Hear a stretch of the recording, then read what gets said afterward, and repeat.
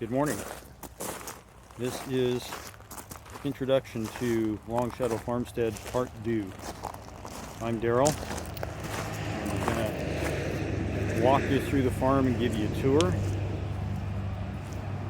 I'm starting at the south end of our property, just like Part 1, only without the little faux pas. So I'm going to switch it around so you can see the other direction.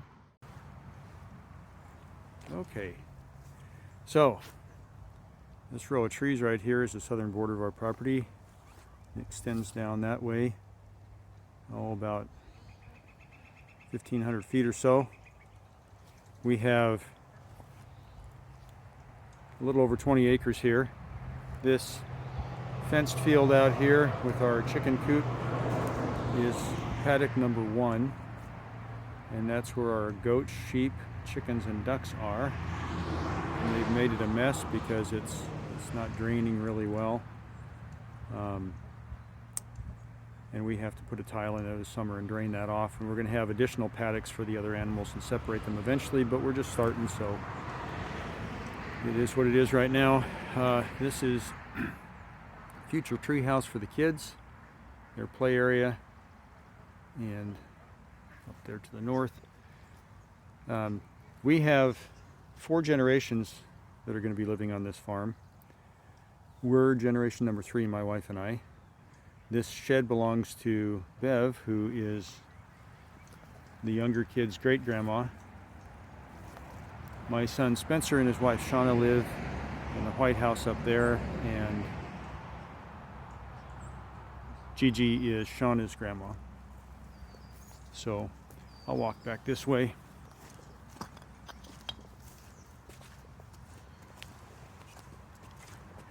The white van is our farm truck, and we've used that for everything, towing tractors to the shop and hauling animals and so on.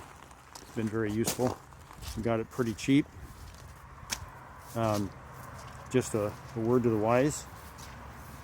We got the van from the state of Washington, and when you buy vehicles from government entities, they tend to be very well maintained because they follow a very strict maintenance schedule most of the time, and it's turned out to be a very good rig. This is our tractor, our primary tractor. We have a Massey Ferguson also, but this is a Chinese tractor.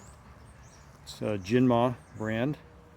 I will never buy Chinese again, but this tractor has actually been a very good little tractor. This trailer is a 24-foot van, semi-trailer, and we found that they make very cheap storage.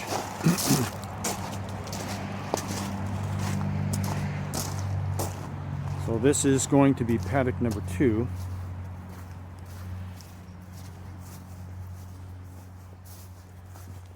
We also have to drain it. It's got some standing water there in the middle in the winter time. In the summer it tends to dry up. We have a row of blackberries along the fence there that are going to have to be cleared, and a down tree here, down tree over there. One of those oaks fell against the other, and then in the ice storm that we had earlier this year, both of them came down. The bad news is we have a bunch of branches to clear in the path of our new fence. The good news is that we've got a lot of oak to cut and use and sell. So I'll walk down here. We're going to divide this approximately 4 acres of pasture into 5 paddocks with a 6-foot wide walkway along the east side so that we can move the animals from paddock to paddock easily, keep them separate, rotate them on the pastures. And then the large building there, that was an existing building.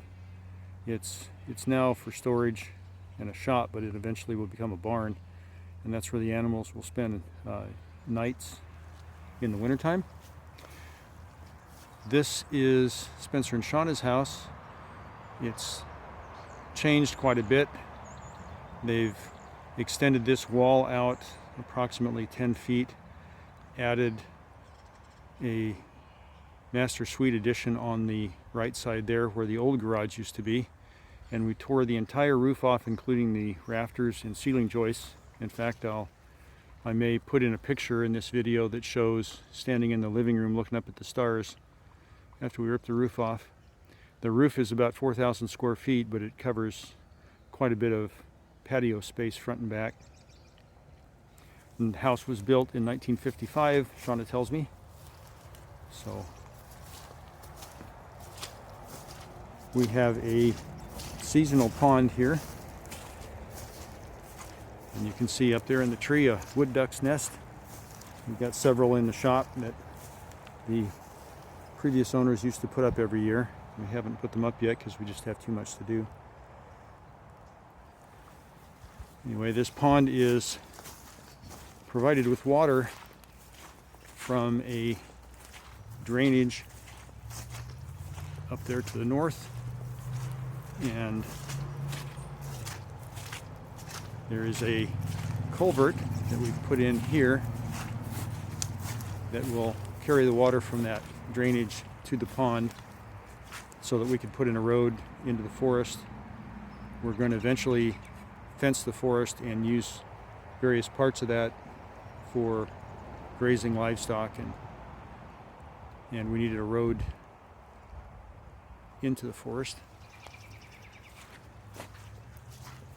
So we had to take down several large oak trees that were in a position to fall on the house in a bad storm. So we removed that risk, and in the process got quite a bit of firewood. We'll split that probably this summer. Here's another view of the big house, as we call it. Now, as we move north here, the kids have fanciful names for various aspects of the property. That grove of trees beyond the oaks there is kind of dark and dense, and the kids have named that Narnia, which I think is kind of cool. Might put a yard light up there at some point. And this pasture that you can see wrapping around on the other side of the drainage here is going to be paddock number 4, including this field.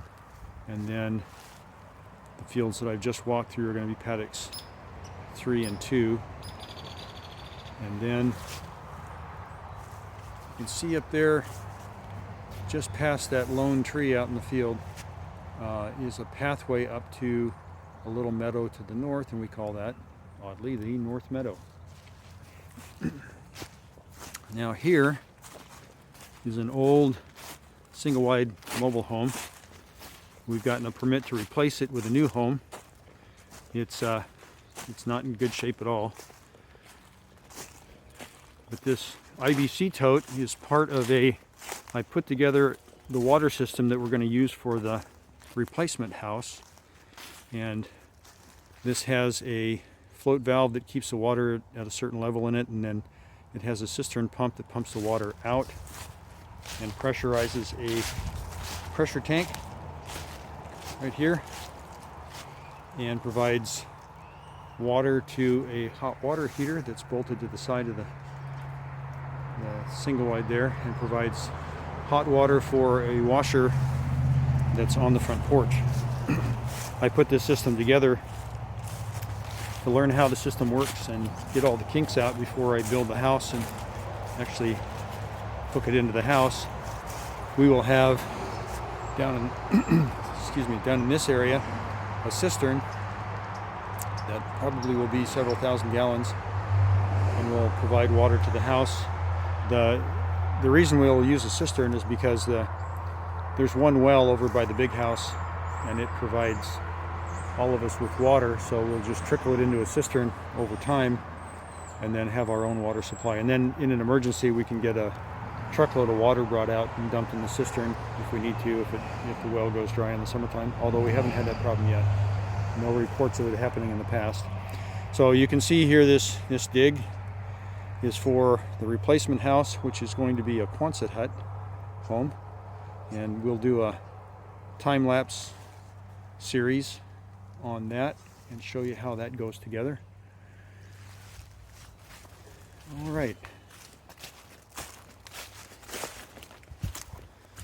This stainless steel sink was repurposed from a school cafeteria and will become part of a commercial kitchen we have 2 Quonset huts, and one will be a shop on the south end of the site, and one end of that will be a commercial kitchen. And I'm not sure if it'll be a licensed commercial kitchen or just one that the family uses. We have a very large family. We have 7 children, Kim and I, and 18 grandchildren at this point. And we repurpose everything that we can on this property. This building will be torn down. It's not in great shape, but it has some lumber that can be reused, and we will reuse every bit of it that we can. We have tractor implements out here. This is going to be our farm truck. It will replace the van. We wanted a 6-pack to carry more family members, and a dump bed to dump wood and gravel and whatever else we want to haul, and a dually for carrying capacity. That will also have a 5th wheel hitch and a gooseneck on it, so we can haul trailers. Under the blue tarp is the Quonset hut that we're going to use for our replacement home. And hard to believe that there's a 40 by 60 building under that tarp, but there is. And then this is the semi.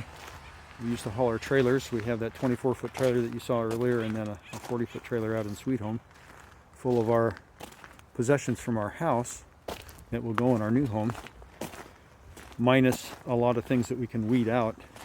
We've had a number of relatives die in the last 10 or 15 years, and we've got quite a bit of their stuff stored that we need to get rid of.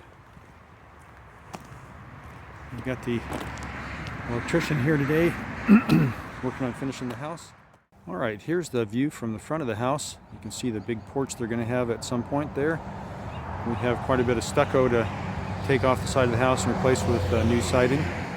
The roof, the roof had concrete roof tiles on it, and there was quite a bit of brick facade around the house, and a lot of that we have taken off to build the roads over there and here, and use as road base over fabric, and then we put gravel over the top of that. Here is, we call it the red shed. We put all of our garden stuff, and our little bitty greenhouse is going to do for us until we get a big greenhouse built. There's our Massey and our wood splitter and our chopper. We use that to shred branches and so on, and it does fine for branches up to a couple inches. It's a DR, and that tractor is specifically purchased just to drive that chipper. But the chips we use for mulch in the garden, and they do a really good job of keeping the weeds down. So I mow it really short, and then we put a bunch of chips on top of it, and we basically grass and weed free the entire summer. We had a typical garden crops in here. This garden is going to get quite a bit bigger. That was our first pass. And here is where we grew our corn, sunflowers, squash, and pumpkins last year. We're going to expand this out quite a bit. There's a pile of stuff that's just way too dense and wet to go through the chipper, so that's going to get burned in the spring. And that's about it for the introduction. We'll have future videos will include subjects like ergonomics on the farm, farm safety, some old-time skills that have been lost, such as braiding and knot work in ropes, and how some of the systems here on the farm have been put together and how they work, and some labor saving and frustration saving inventions that we've come up with. All right, well, have a good day. We'll talk to you next time.